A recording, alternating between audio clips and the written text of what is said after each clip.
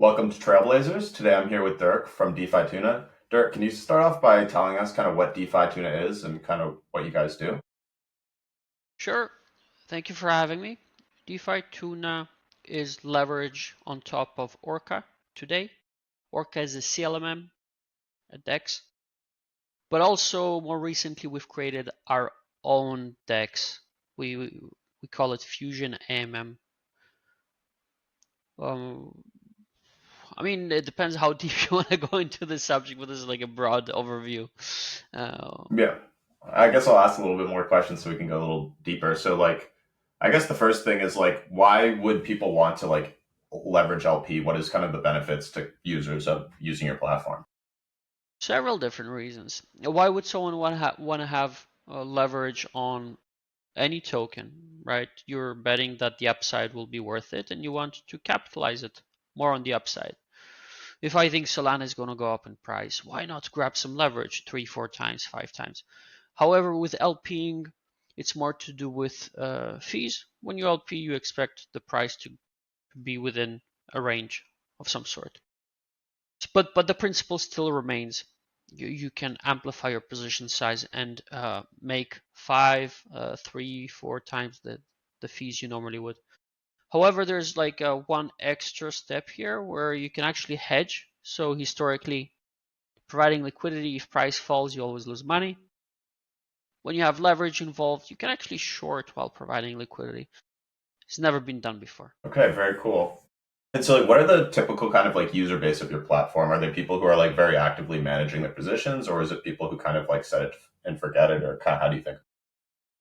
Both. But there's also this third aspect to it, lenders, right? Leverage has to come from somewhere. So you either are a liquidity provider and you take leverage with us, or you're a lender and you just set and forget. You put your money and then the liquidity providers utilize that. Every time they utilize, they pay the lending. Yeah, how did oh sorry. Keep going. No, yeah, go ahead. On the lending side, is there how do the lenders think about risks of these LP tokens? Do you think they're just kind of as easy to liquidate as a normal token, or kind of how do they think about the collateral that's kind of backing there? So far, liquidations have not been an issue except for that one day when the network did almost shut down when Melania was launched. It was horrendous. Actually, it was bad liquidations across the board, from Drift all the way to Jupiter wasn't functioning. One of the only stable protocols at the time was Camino. They did an excellent job. And we also had no bad debt. We managed to liquidate, and that was like the worst of the worst. So like that was like a really bad day, and we managed to do just fine. So we maintained 5 times leverage at most. Okay, that makes sense. And so I was kind of playing around with your platform a little bit before we kind of hopped onto this call. And I'm a pretty experienced DeFi user, and it's still to me felt a little bit kind of complicated at first. How do you guys kind of think about educating users on how to use it and kind of help bridge that knowledge gap a little bit? We definitely need to do a better job for what you're presented at first. Maybe hide some information, and then like if you are an advanced user, you want to see all those stuff, you need to tick a box. It is very overwhelming experience for a liquidity provider to just be thrown so many parameters. I guess you're 100% right in the fact that you hinted that it is not so easy, although you are an experienced liquidity provider, right? Or decentralized, sort of like a DEX user. Uh, I think we can do on the front end better, but we're like half a year old protocol, so like a lot of it has been built. It's never existed before. Not leverage on CLMM, nor PNL on CLMM, or for that fact any farming liquidity tool. If you open a position on DeFi Tuna at the bottom, you have a lot of very useful things that are being shown to you. A live PNL. I mean, who else shows you the PNL? Yield is not PNL. You could have farmed $100 of USDC. That doesn't mean you're profitable. You could actually be in a huge loss. There are on the left side also like we call them limit orders. They're like your stop loss take profit. You can go to sleep and say, well, if Solana drops lower than this price, I want to be out of my farming position. And you know what? I want to get out in dollars. You can do all of that in a wonderful way on DeFi Tuna. And all of it just adds a lot of complexity. Maybe users should be introduced to it slower. So two things, maybe education, and second is hide things from a new user. Those two things I think we can do a better job on. Yeah, that totally makes sense. It is complicated stuff, so it's you're kind of like in the middle of like, do I show people everything or yeah. So that totally makes sense. When you kind of were building the platform, like what kind of compelled you to build it? Like like problems did you have, or like yeah, I guess what compelled you to build it? Actually, a funny thing, if you do go on DeFi Tuna and and then you press go to app, and on the bottom right, you can have like a legacy version, very bottom, very right, and that takes you to our first version, and then go within that to the app. That's our first ever go-to market product. It used to be very, very simple. I don't know if you have it up on your screen, but it was a very simple interface, and like the thinking here was liquidity providers deserve a better interface and leverage.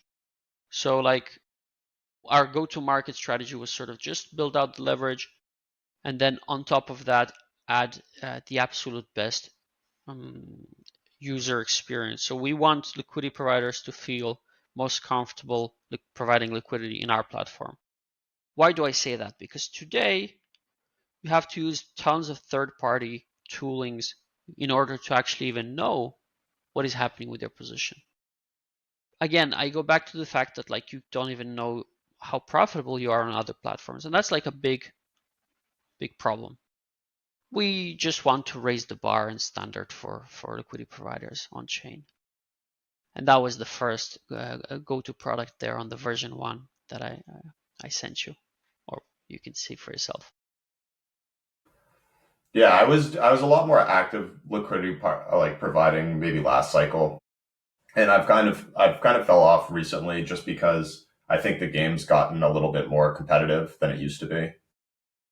I think, and part of that stuff is that it's kind of harder to kind of see that sort of information, or like I don't know, you just have to set up tools, build out a little bit of infrastructure. So that is cool that you guys kind of that's kind of how you started with it.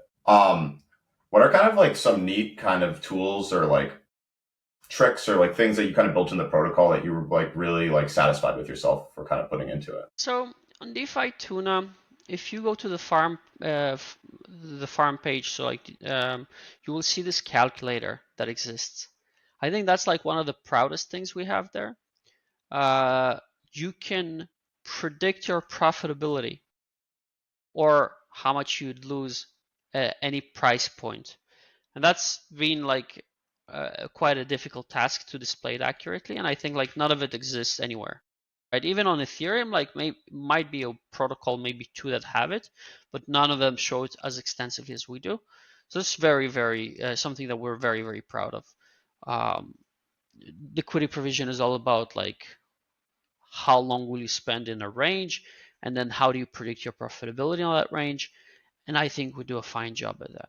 The second thing that I would say is very interesting on our end is on the right side, we show what is called an order book. So we plot the liquidity and the price points that it sits at, the concentrated liquidity. And that lets users think about it like, you think about what is a CLMM. At the end of the day, providing liquidity actually is just like if you were on a centralized exchange and you're constantly putting sell and buys, right? And it's literally the same. There is an order book, so to speak, in every CLMM, right?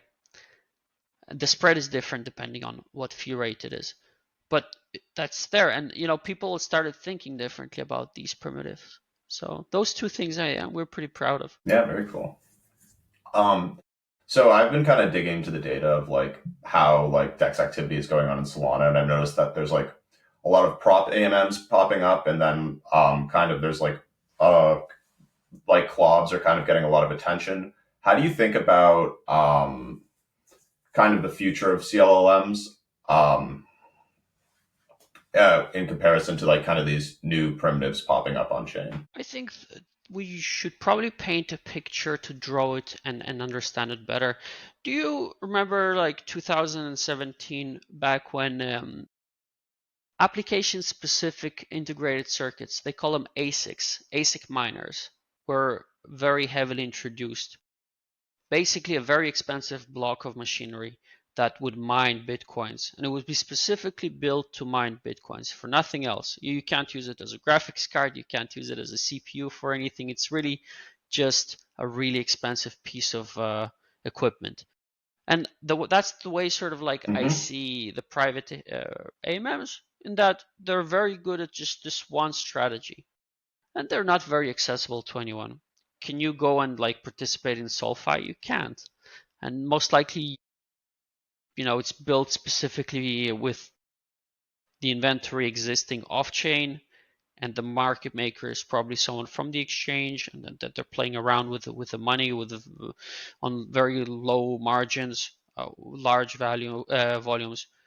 That's only probably possible because they have access to all these this inventory that is off chain, which none of us really have in that size, and it's very, very specific. So it's only relevant if you think about it. For example, if the exchange has large Solana deposits and the DEX is trading Solana pair, they can do that. Now, think of it this way, Jack.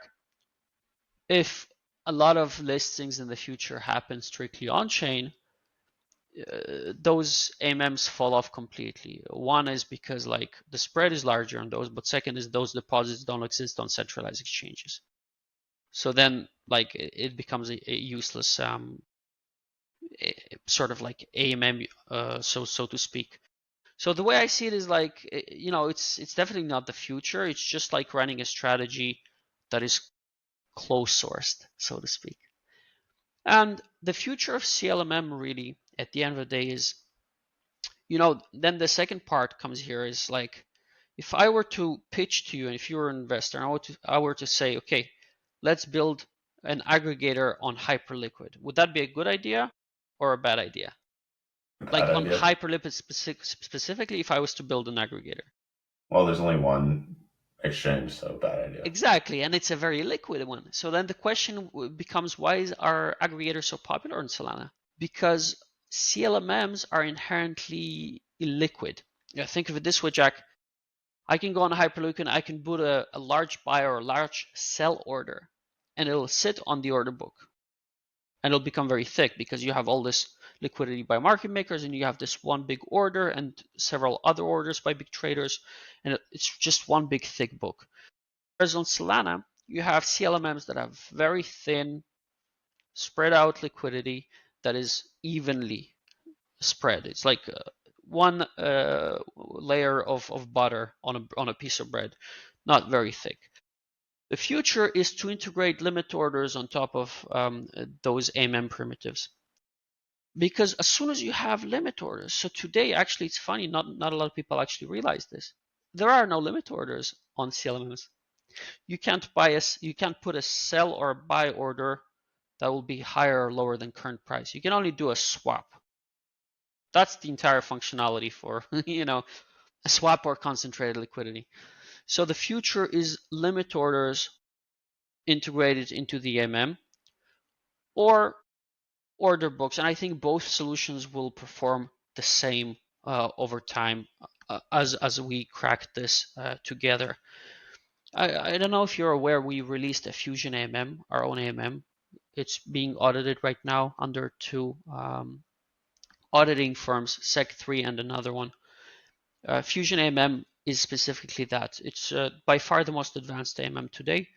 It has limit orders integrated with concentrated liquidity. You can get paid by putting limit order, and it all coexists inside the same smart contracts. It's a phenomenal piece of technology. And the thinking here is like, give us 6 to 8 months, we'll bring it together to a place where it performs just like Hyperliquid does. That's very cool. I really didn't conceptualize that at all. I was kind of worried about, I don't know, off-chain people kind of stealing stuff or like kind of taking up a lot of the on-chain liquidity providers' lunch. Um, so one thing you mentioned there is that like that CLMs work for things that are like more illiquid, and like right now you guys only offer like a limited pool, and I was reading in your docs that you guys are going to try to do like permissionless listings of this stuff. Can you talk a little bit about like that kind of initiative that you guys are going to do? Yeah. So DeFi Tuna right now supports Orca. And if you were to open a position on DeFi Tuna, essentially you're opening a position on Orca. It ends up on Orca. It acts like it's sort of a PDA. So we're just like the middle party that built this lending and leverage and all this tooling on top. And we've been thinking of making it permissionless. However, you need to be very careful when you allow leverage, because if something is illiquid, imagine you, Jack, you decide to spin up a pool. All right, you spin up a pool, then you rug the entire lending pool, right? So like letting anyone and everyone spin up leverage is not a good idea in that sense. We had some thoughts of making like what do you call it? Like an isolated. You can spin up an isolated lending pool. You can get your community to deposit into it, and people can tap into that isolated environment. If it rugs, it rugs, and it only rugs that isolated environment. But that's also like something that will come in the future. However, with our Fusion AMM coming I think in 2 weeks time it'll be live. So it's already live. You can already interact with it on DeFi Tuna. You go on defituna.com, you press on the trade page, and you will see it. But it's highly liquid right now because it's undergoing audits. The permissionless part of it, like without leverage, we can list whatever we want on Orca, and we're getting to that stage.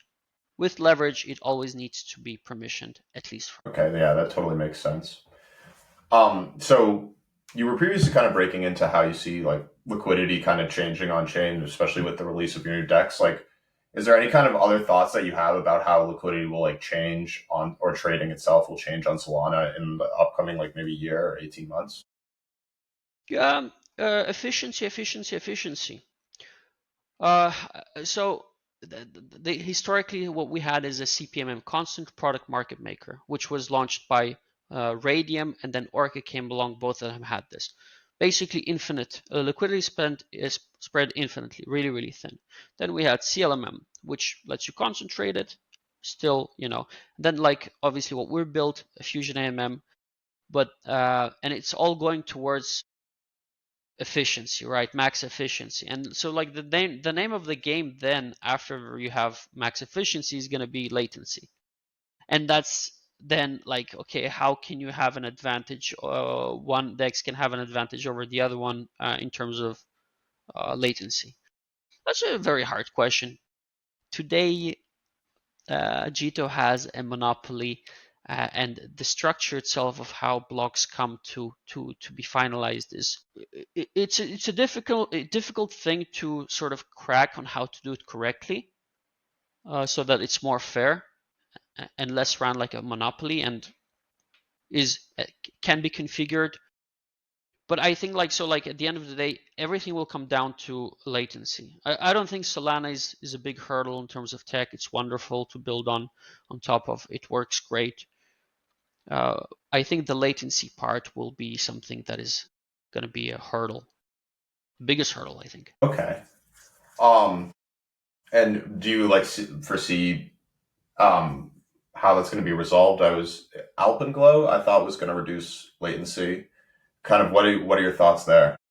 They're going to reduce it so that block finality is not 12 seconds, but 230 milliseconds, if I'm not mistaken, which sounds great. However, when will that come into play? I don't know. Not even sure how many things will actually break. However, super excited. Will make tons of sense, and we'll get there. Uh, Specific thoughts, I don't actually have anything to say about that.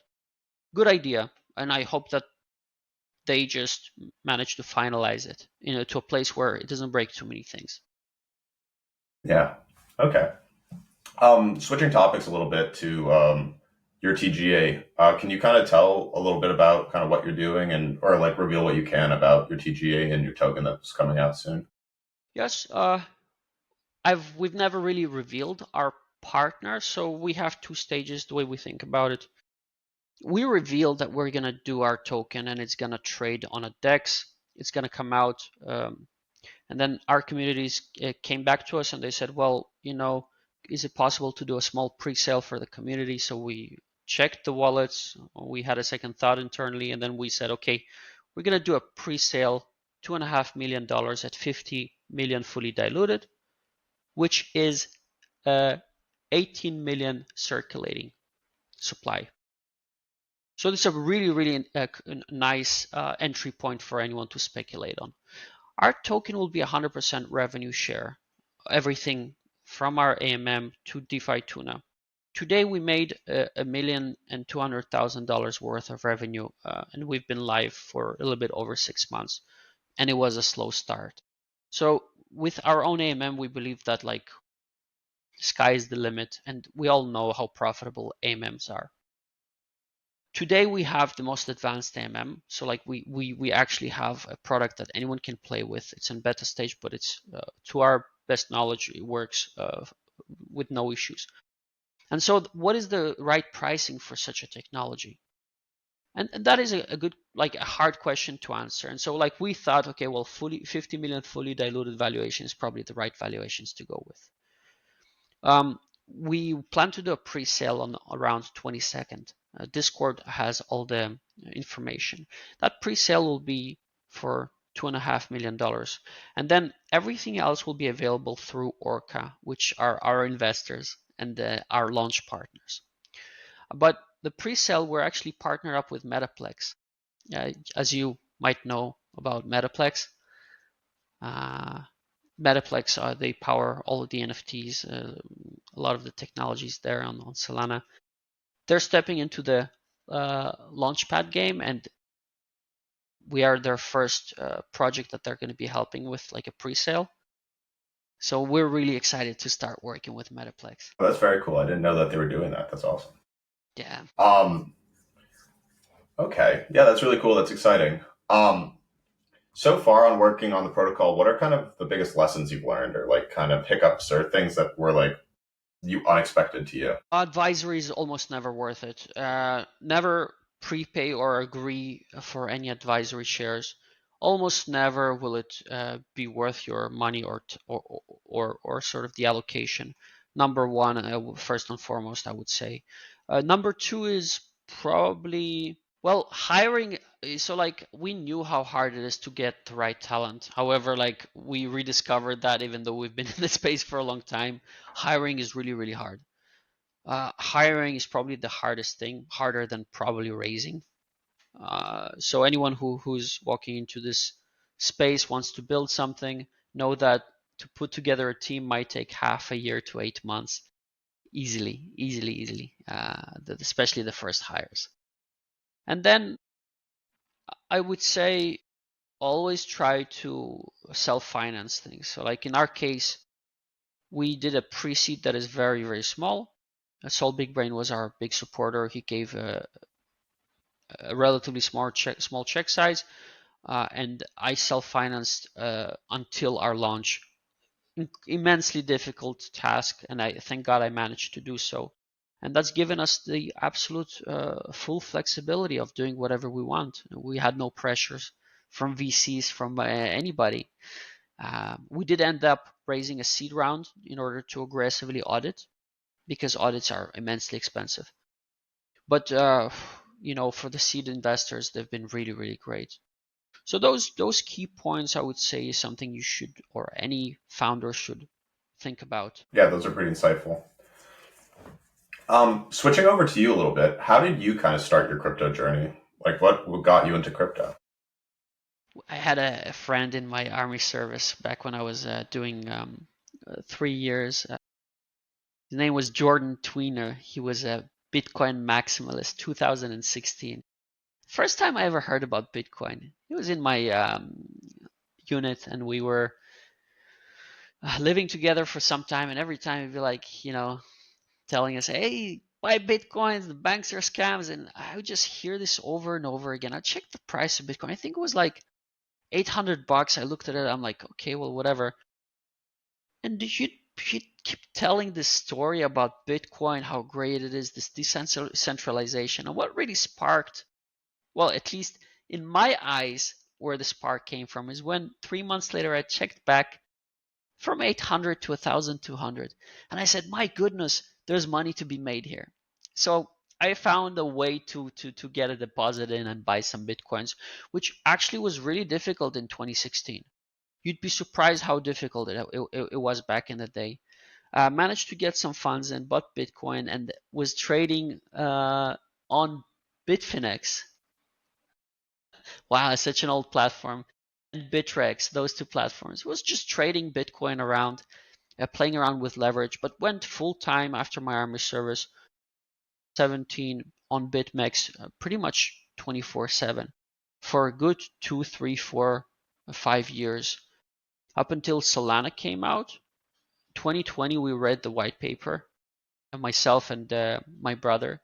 He's a developer, and for him, it was like the only chain that made sense to step into in the cryptosphere. He thought like Ethereum doesn't make any sense, Bitcoin's like nonsense in his mind anyway. So we opened up like a dev shop and started just developing full time on Solana, all sorts of primitives. We would always play around with any of the new stuff that would come out, and there were just incredibly hard tools to use. There's a Bonfide that was a DEX, one of the first ones. Then Orca in its early days and Radium were like mega inefficient. Now today's just world of a difference. So those are the roots where I came from. Yeah, that's very cool. I'm class of 2020, so it was a lot easier for me to get my first buy. And um, kind of looking forward, like other than what you're directly like working on at DeFi Tuna, what things kind of in the industry kind of have you excited? And yeah, I really like Camino, what they're building. I think they really are doing a phenomenal job. Their borrow lend and how they approach the Oracle solutions, and they always plan for backup and what if, and they always question their own security and the uptime of the chain. Really gets me exciting to see how they build. So like that's one. The second thing obviously is what we're building. I'm always excited to see that we are really pushing the liquidity provision space. It's a very, very precious space, and it has grown significantly. And I think we really did bring competition into the space with all the features and RM. And if I was to say one more thing that gets me excited, so I would love to say real world assets.